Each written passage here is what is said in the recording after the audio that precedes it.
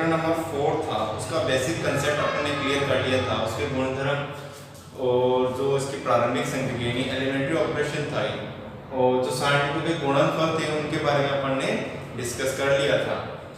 जो एक्सरसाइज 4.2 है, आज उसके क्वेश्चन हैं उनको अपन क्या करेंगे, सोल्व करेंगे। जिसमें फर्स्ट क्वेश्चन अपना कि यदि L सारणी अपने को दिया है और सारणी क्या है L M 2 3 is equal to 0 हो तो L रेशियो M आपको क्या करना है, फाइंड आउट करना है। तो यहाँ से देखो इसका आंसर अपन निकाल रहे हैं। तो अपने को दिया गया है और ये दे दिया अपने को L M, कोई सारणी का है और उस सारणी क्या है L M और 2 3 है और वो किसके इक्वल है, 0 के इक्वल है। तो ये 2/2 क्रम का सारणिक है, तो इसका जो वैल्यू होगा यानी मान जो होगा वो क्या हो जाएगा 3L, तो अगर 3L माइनस का 2M इज इक्वल टू 0। यहाँ से इसको सोल्व करोगे तो आएगा 3L is equal to 2M। तो यहाँ से आप या तो ये देख सकते हो कि L की जो वैल्यू होगी वो तो कितना हो जाएगा 2 और M की वैल्यू कितनी हो जाएगी 3।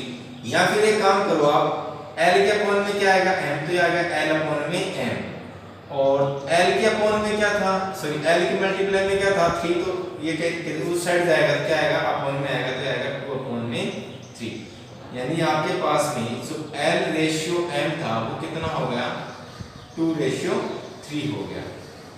और अपने को यही पूछा था कि L का रेशियो M के साथ में क्या आएगा, तो L का रेशियो M के साथ में कितना होगा 2 रेशियो 3 होगा। तो ये तो आंसर था क्वेश्चन नंबर फर्स्ट का।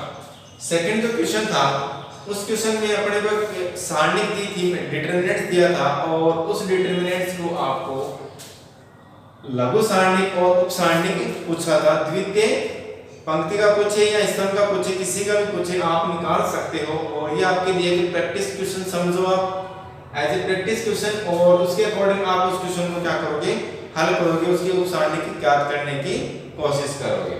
अगर फिर भी नहीं होता है तो आप कमेंट बॉक्स में जाके कमेंट कर सकते हैं, वहां से मैं आपको सॉल्यूशन उसका प्रोवाइड करवा दूंगा। क्वेश्चन नंबर 3 जो है उसमें ये क्या है कि अपने को कोई सारणी दी है और उस सारणी का मान क्या करना है, अपने को मान ज्ञात करना है, इसकी वैल्यू क्या होगी।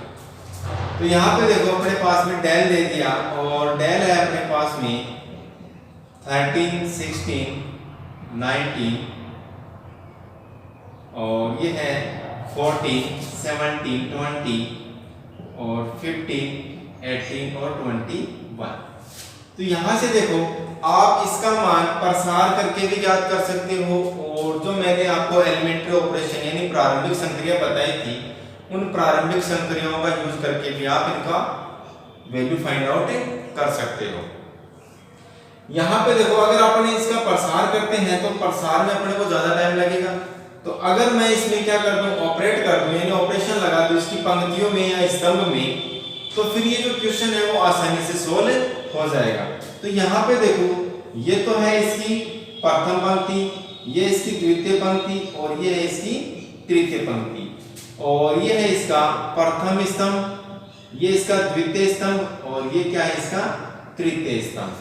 तो इसमें अपने को क्या करना है, ऑपरेट करना है। और मैं यहाँ पे जो ऑपरेशन है वो ऑपरेशन यूज कर रहा हूं कि अगर मैं R2 पंक्ति प्राप्त कर रहा हूं तो फिर R2 के अवयव में से ही या तो कुछ जोड़ूंगा, किसी पंक्ति की संगत पंक्ति जो है, अगर R2 पंक्ति प्राप्त कर रहा हूं तो इस पंक्ति में से या तो फर्स्ट पंक्ति या फिर थर्ड पंक्ति के अवयव को मल्टीप्लाई करके ऐड कर सकता हूं या फिर क्या कर सकता हूं, सब्ट्रैक्शन कर सकता हूं। अगर मैं R2 के अवयव में से यानी R2 जो पंक्ति है उसके अवयव में से R1 पंक्ति के अवयव को घटा दूं तो देखो अपने को क्या प्राप्त होगा।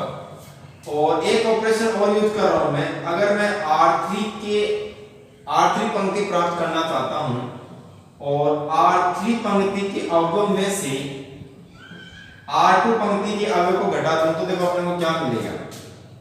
तो यहां देखो फर्स्ट पंक्ति पे अपन ने कोई ऑपरेशन यूज नहीं किया है, यानी इस पंक्ति में कोई ऑपरेशन यूज नहीं किया है, तो इस पंक्ति को क्या लिख दूं मैं, एज इट इज लिख दूं। तो ये आ गया 13 16 और 19। सेकंड पंक्ति पे मैंने ऑपरेट किया है तो सेकंड पंक्ति देखो कैसे प्राप्त होगी।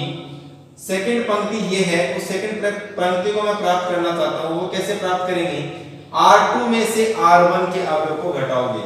R2 के अवयव ये हैं और R1 के अवयव क्या है अपने पास में, ये है। तो इसके संगत अवयव को घटाओगे तो 14 में से 13 जाएगा तो क्या बचेगा आपके पास में? 1 शेष रहेगा। 17 में से 16 घटेगा तो क्या बचेगा? 1 बचेगा। 20 में से 19 घटेगा तो क्या बचेगा? 1 बचेगा। ऐसे ही R3 जो पंक्ति है उसको प्राप्त करना चाहते हैं अपन, तो R3 अवयव यानी R3 पंक्ति के अवयव में से R2 पंक्ति के संगत अवयव को क्या करेंगे? घटाएंगे। तो देखो क्या मिलेगा? 15 में से 14 जाएगा आपके पास में बचेगा 1, 18 में से 17 घटेगा 1 बचेगा, और 21 में से 20 घटेगा क्या बचेगा? 1 बचेगा। अगर अब इसके बाद में आप इस सारणी को देखते हो और देखने के बाद में आपको कुछ रियलाइज होता है, क्योंकि अपन ने गुणधर्म जो है प्रॉपर्टी डिटरमिनेंट्स की पढ़ी थी कि उसमें अगर किसी सारणी की दो पंक्तियां या दो स्तंभ सर्वसम हो यानी एक जैसे होते हैं तो फिर उस सारणी का मान क्या होता है? शून्य होता है। और ये जो गुणधर्म है वो गुणधर्म नंबर है 3rd। तो यहां लगा सकते हैं अपन प्रॉपर्टी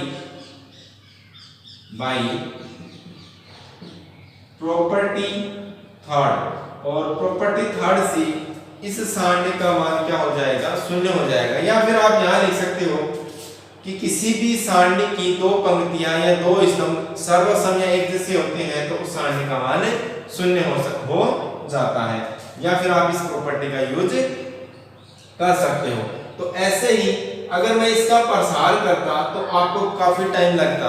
अगर आपको ऑपरेट करना आता तो शायद आप डायरेक्ट ऑपरेट करते, केवल ये दो ऑपरेशन लिखते और डायरेक्ट इसका मान क्या फाइंड आउट आप कर लेते।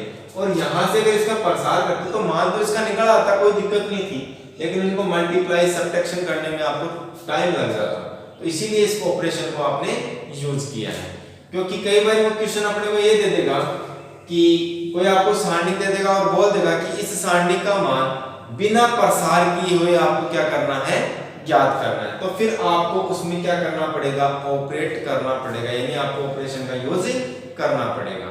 नेक्स्ट क्वेश्चन है, नेक्स्ट क्वेश्चन को अपन देखते हैं। नेक्स्ट जो क्वेश्चन है वो क्वेश्चन नंबर 5। क्वेश्चन नंबर जो 4 है उसको आप आसानी से सोल्व कर लोगे अगर आपने प्रॉपर्टी पढ़ी है यानी गुणधर्म पढ़े हैं, तो आप उसका आंसर तुरंत दे दोगे। तो वो क्वेश्चन आपके लिए है, आप उस क्वेश्चन को सोल्व करेंगे।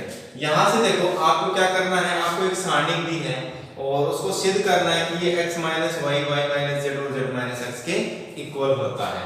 यानी यहां से इसका सॉल्यूशन अपने को क्या करना है? फाइंड आउट करना है।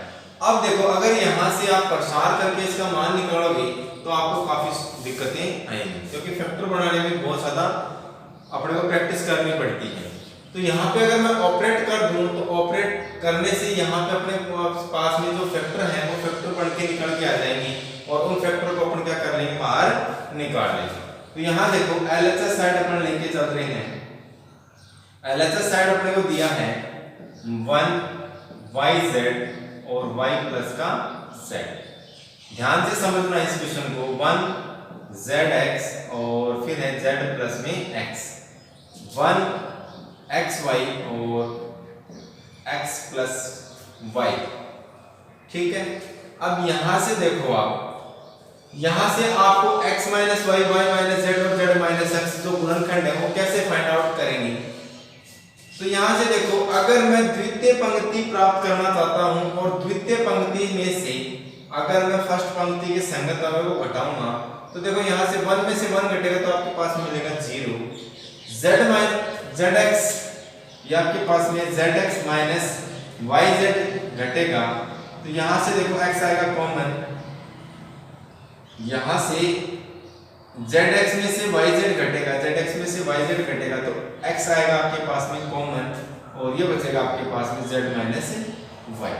तो यहाँ पे अपने पास में y माइनस z है, उस चीज से कोई फर्क नहीं पड़ता है तो यहाँ पे माइनस आ जाएगा। या फिर एक काम करो कि yz यानी r1 पंक्ति प्राप्त कर लो आप, अगर माइनस में लेना नहीं चाहते हैं तो एक बार देखो उसको भी देखो आप। अगर मैं r1 प्राप्त करना चाहता हूं तो r1 में किसको घटाऊंगा मैं? r2 को। तो 1 माइनस 1 तो हो गया 0। R2 के संगत अवयव है yz, माइनस करूंगा मैं zx। तो यहाँ से देखो आपके पास में क्या आएगा, z आएगा कॉमन, ये बचेगा y माइनस का x, y माइनस का x। तो यहाँ से भी अपन क्या ले सकते हैं, माइनस का बाहर ले सकते हैं। तो यहाँ से देखो,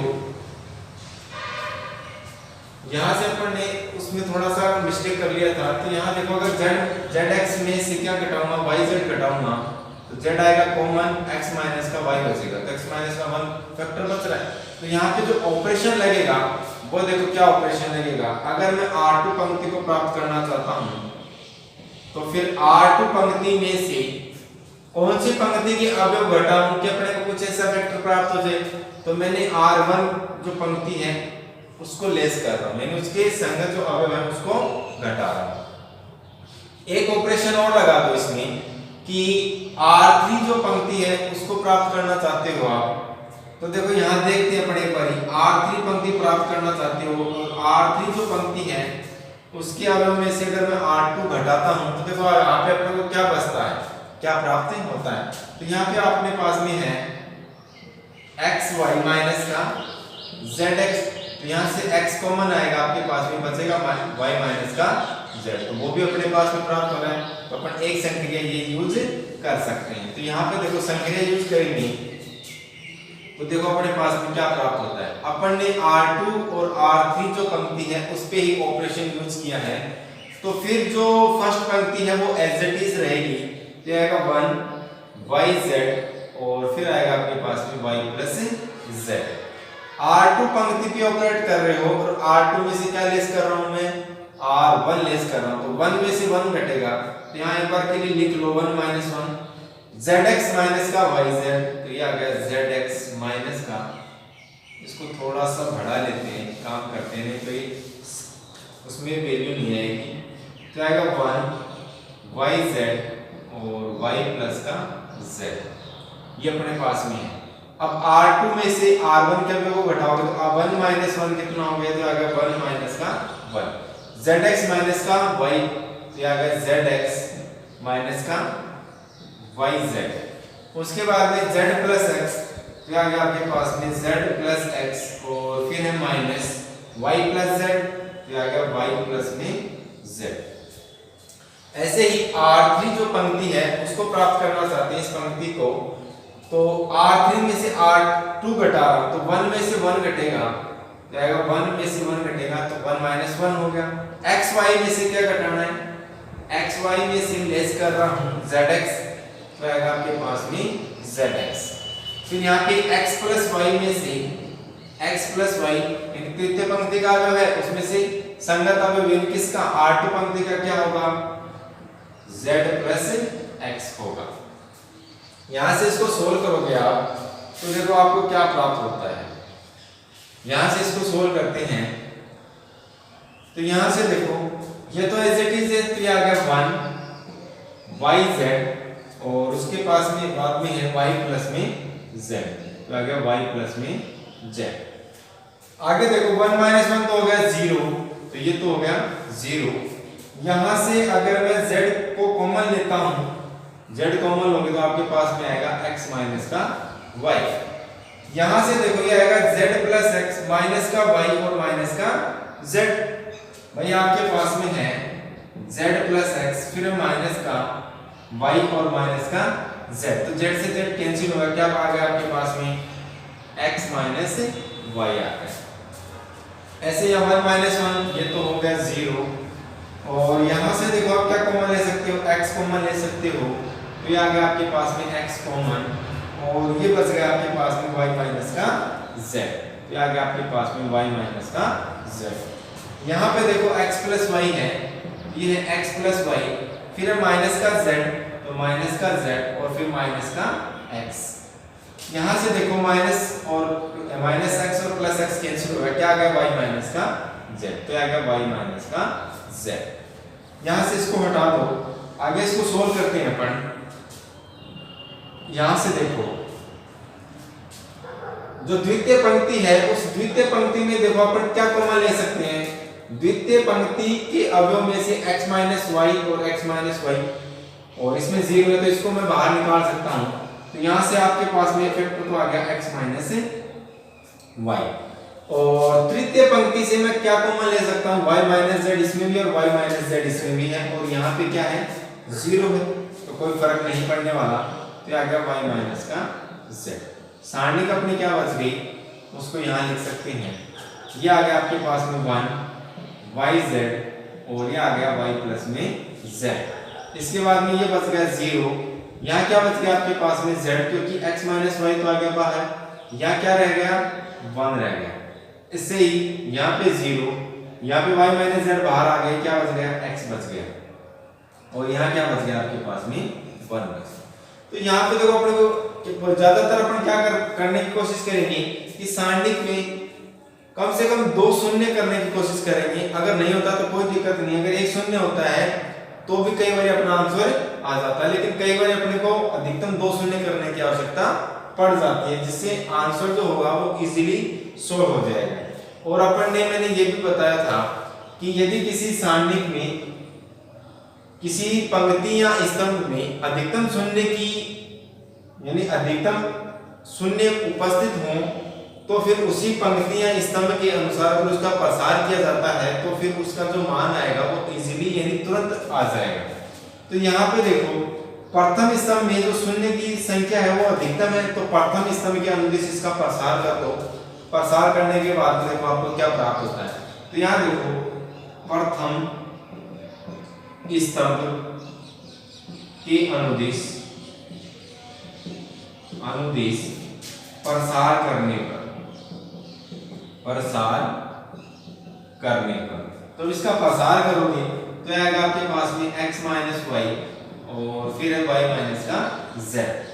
यहाँ देखो आपको अगर मैं प्रथम स्तंभ के अनुदिश प्रसार करूंगा तो आएगा 1, ये तो आ गया आपके पास में 1, तो 1 के संगत पंक्ति और स्तंभ के अवयव को छोड़ोगे तो आपके पास में बचेगा z1 x और 1।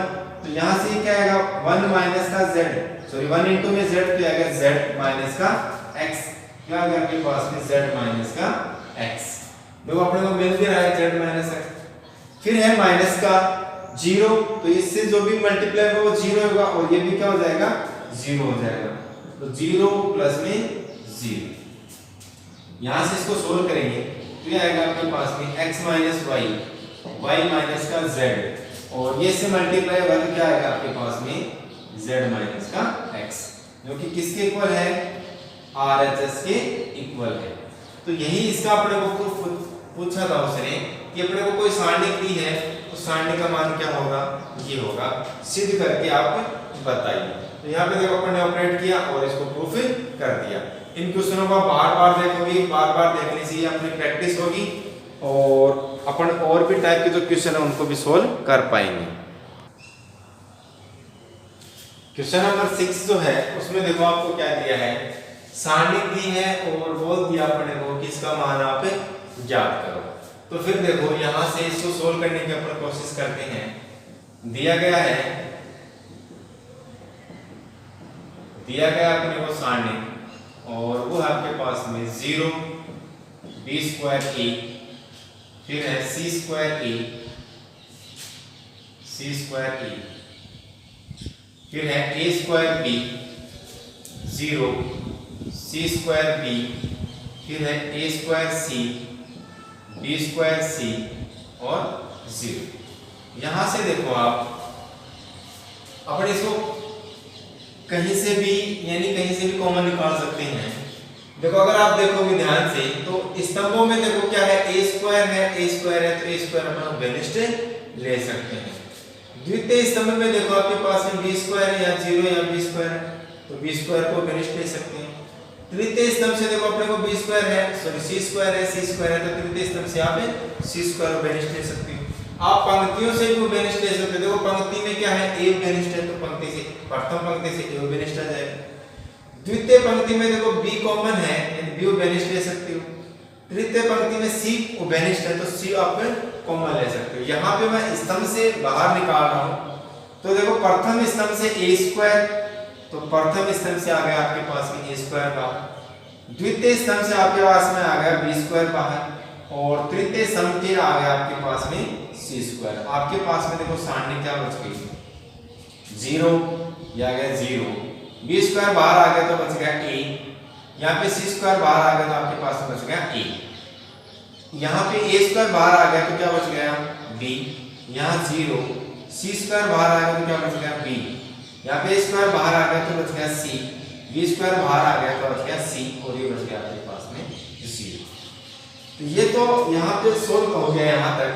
फिर देखो यहाँ से आप प्रसार भी कर सकते हो, और नहीं आप अगर ध्यान से देखोगे तो फिर यहाँ पंक्ति में a, प्रथम पंक्ति से a, द्वितीय पंक्ति से b और तृतीय पंक्ति से c उभयनिष्ठ ले सकते हैं। तो देखो जब प्रथम पंक्ति से a उभयनिष्ठ आएगा ये तो आ गया आपके पास में a square, b square, c square. प्रथम पंक्ति से a उभयनिष्ठ लोगे तो बचेगा a, बाहर आएगा a, द्वितीय पंक्ति से b और तृतीय पंक्ति से c। आपके पास में देखो क्या सारणी बचेगी, 0 1 1, ये आ गया 0 1 1 1 0 1 1 0 1 1 1 0, आ गया 1 1 और 0। यहाँ से देखो इसको सोल्व करेंगे तो देखो आपके पास में क्या मिलेगा, a स्क्वायर a है तो आ गया a क्यूब, क्या आ गया a क्यूब, ऐसे ही b क्यूब और c क्यूब। और यहाँ इस एक सारणी को दोबारा यही बना लो एक बार, और ये आ गया 0 1 1, इसके बाद 1 0 1 1 0 1, फिर है 1 1 0, तो आ गया 1 1 और 0। और यहाँ से अपन क्या कर सकते हैं, इसका प्रसार कर सकते हैं। तो प्रसार में इसकी प्रथम पंक्ति के निर्देश कर रहा हूँ, तो यहाँ लिख सकते हैं प्रथम पंक्ति के अनुदिश प्रसार करने पर। तो प्रथम पंक्ति के अनुदिश प्रसार करोगे तो आएगा आपके पास में a क्यूब, b क्यूब और c क्यूब। यहां से देखो प्रथम पंक्ति के अनुदिश प्रसार करोगे तो आएगा 0, क्या आएगा 0, इनटू में इसके संगत पंक्ति और स्तंभ के अवयव को छोड़ोगे तो आएगा 0, ये तो आएगा 0। फिर है 1 1 की स्थिति होती है 1 a 1 2, तो माइनस आएगा तो आएगा माइनस का 1, और इनटू में आएगा इसके संगत पंक्ति और स्तंभ के अवयव को छोड़ोगे तो आएगा 1 इंटू 0 0, तो आएगा 0, माइनस 1 इंटू 1, ये आ गया 1, फिर प्लस 1, और इसके संगत पंक्ति और स्तंभ के को छोड़ोगे तो आएगा 1 इंटू में 1 1, और 1 माइनस 1 इंटू में 0 हो गया 0। यहाँ से सोल्व करोगे तो आएगा a क्यूब, b क्यूब और c क्यूब, तो ये तो हो गया 0। ये आएगा माइनस का 1 और माइनस का 1, क्या आएगा प्लस का 1, फिर प्लस 1 इंटू में 1 1 और 1 इंटू में 0 0, तो क्या आ गया आपके पास में 1 प्लस 1, और 1 प्लस 1 कितना हो जाएगा 2, तो ये आएगा 2a क्यूब, b क्यूब और c क्यूब, जो कि क्वेश्चन नंबर जो 6 है उसका क्या है, हल है। आगे जो भी क्वेश्चन है उन क्वेश्चनों को आप सॉल्व करने की कोशिश करेंगे, और इस वीडियो को आप बार बार देखेंगे, ऑपरेशन देख समझेंगे, यानी जो प्रारंभिक संक्रिया है उन प्रारंभिक संक्रियाओं को आप एक बार दोबारा याद करने की कोशिश करोगे कि इसको किस प्रकार से अप्लाई किया जाता है। बाकी जब भी अपन क्वेश्चन करेंगे उन क्वेश्चनों में समझ में आ जाएगा। और एक बात ये कि इनके जो भी गुणधर्म है उन गुणधर्म को अपने को क्या करना है, याद करना है। तब तक के लिए क्वेश्चनों को सोल्व करते रहिए, घर पे रहिए, स्वस्थ रहिए, तब तक के लिए थैंक यू।